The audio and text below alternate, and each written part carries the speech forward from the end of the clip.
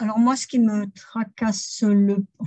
tracasserait le plus, à la limite, d'une façon ponctuelle, c'est plutôt dans mes connaissances des personnes qui ont un chemin spirituel, qui ont travaillé sur eux depuis des années, et qui arrivent à émettre avec une énergie phénoménale des assertions pour un camp ou pour un autre camp.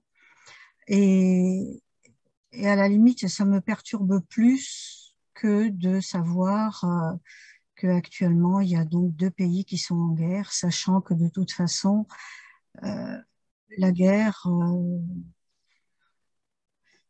la guerre, il y a que n'apporte que des dégâts, hein. Si on reste sur le plan matériel, la guerre n'apporte que des dégâts pour les deux camps. Bon, il se trouve que moi j'ai des amis ukrainiens et des amis russes, et la souffrance, elle est dans les deux camps. Hmm. Voilà, donc ça, c'est quelque chose d'acquis. Mais quelque chose qui me perturbe plus, c'est de savoir qu'il y a des gens enfin, qu'il y a des personnes qui ont un chemin spirituel depuis très très longtemps et qui arrivent à dégager une énergie de rage, de machin. Et Hmm. c'est waouh. Et on Mhm. se dit, mais alors à quoi ça sert qu'on Mhm. travaille, quoi? Mhm. Voilà, donc Mhm. Mer- Merci, Laetitia. D'autres personnes ont constaté, j'ai entendu que d'autres personnes ont constaté aussi un dérangement pareil lors des différentes euh, confinements, et des différentes mesures sanitaires que nous avons vécues depuis 2 ans. Les gens très, très spirituels qui aussi sont tombés dans un grand désarroi d'esprit et qui ne l'ont pas caché non plus.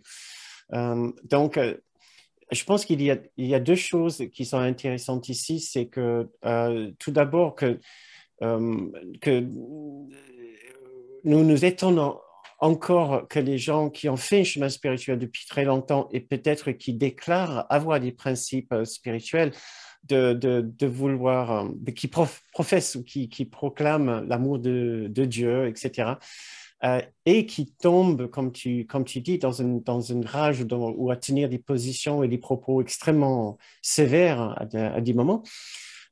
Pourquoi est-ce que ça nous surprend? Pourquoi est-ce que ça nous surprend? Pourquoi est-ce que c'est surprenant? Pourquoi est-ce que ça arrive? Ça arrive un peu pour les mêmes raisons qu'on a, dont on a dont on a parlé ce soir, c'est-à-dire qu'accepter la paix véritablement, c'est accepter la fin du petit soi.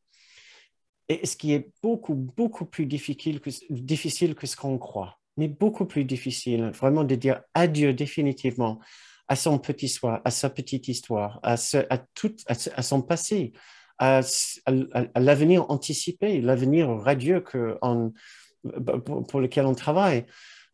C'est beaucoup plus difficile que ce qu'on croit parce que accepter la paix veut dire accepter l'unité.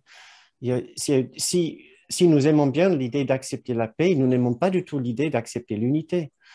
Euh, et nous ne devons pas être si surpris, ouais, que c'est aussi difficile que pour certaines personnes, pour nous tous. Nous devons peut-être au contraire avoir vraiment beaucoup d'empathie et de compassion. Ils doivent aussi être peut-être dans une grande souffrance quand ils voient leur hypocrisie, quand ils voient la contradiction.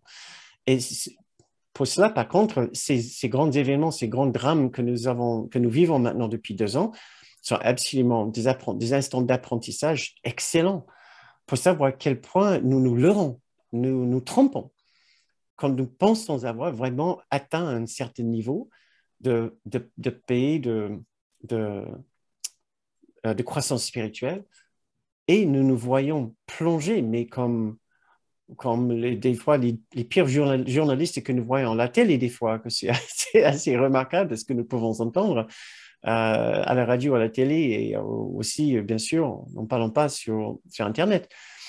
Euh,